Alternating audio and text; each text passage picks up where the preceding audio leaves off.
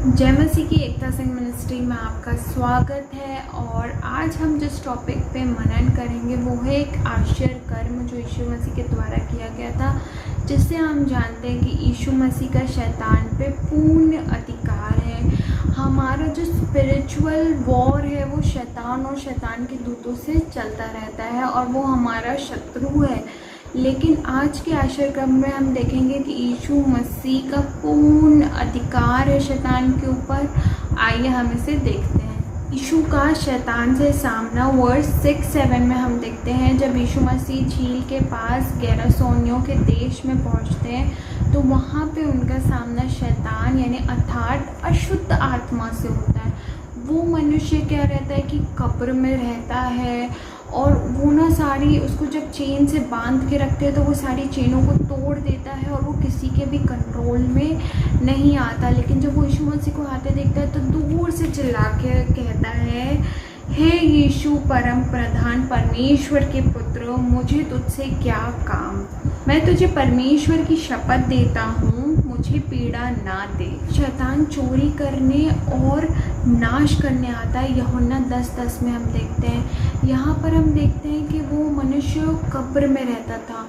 शैतान ने उसकी लाइफ तबाह कर दी थी। वो लोगों को मारता था, घायल करता था। उस मित्र और परिवार को शैतान ने छीन लिया था, उसकी पवित्रता और शांति को छीन लिया था और वो लोगों से दूर कब्र के बीच में रहता था। वैसे ही शैतान हमारे साथ भी करता है, हमारी आनंद और शांति को छीन लेता है और हमें परमेश्वर से दूर कर देता है। यहाँ शैतान जानता है कि यीशु ही परमेश्वर है और परम प्रधान का पुत्र है।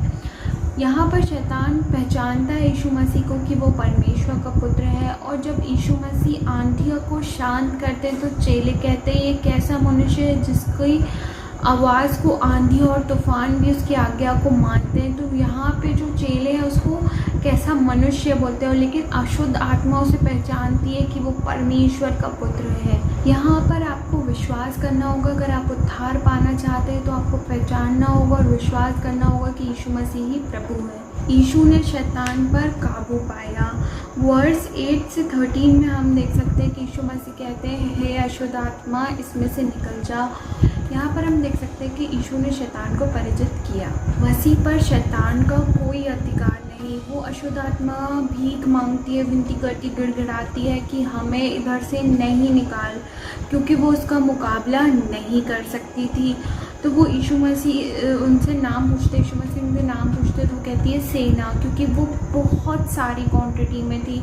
तो वो कहती है कि हमें सुअरों के झुंड में भेज दे, लेकिन हमें यहाँ से नहीं निकालो। शैतान को यीशु की आज्ञा माननी पड़ती है। जब अशुद्ध आत्मा विनती करती है कि हमें सुअरों के झुंड में भेज दे तो यीशु मसीह उन्हें आज्ञा देते हैं और उन्हें माननी पड़ती है, क्योंकि उनके पास कोई और ऑप्शन नहीं होता है। वर्स 13 में हमें बताते हैं, बाइबल बताती है कि शैतान का नाश होना निश्चित है।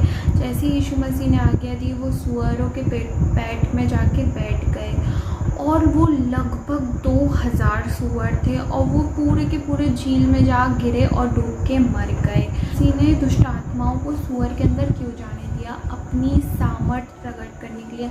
मरकुस हमें बताता है कि लगभग 2000 सुअर थे जो डूब के मर गए। और इतनी सारी दुष्ट आत्माओं को निकालना आसान काम नहीं है, ये केवल परमेश्वर ही कर सकता है। वर्स 14-16 में हम देखते हैं कि शैतान अब भी धोखा देने का काम करता है। जो लोग सुअर को चराते थे वो ये घटना को देखकर नगरों में जाते हैं और लोगों को बताते हैं और वो लोग वहाँ पे एकत्र हो जाते हैं और यीशु मसीह के पास उस मनुष्य को बैठा देखते हैं। तो वो ना उसका स्वागत करते हैं और ना उस पे यीशु मसीह पे विश्वास करते हैं, वरन यीशु मसीह से विनती करते हैं कि वो इस नगर से चला जाए।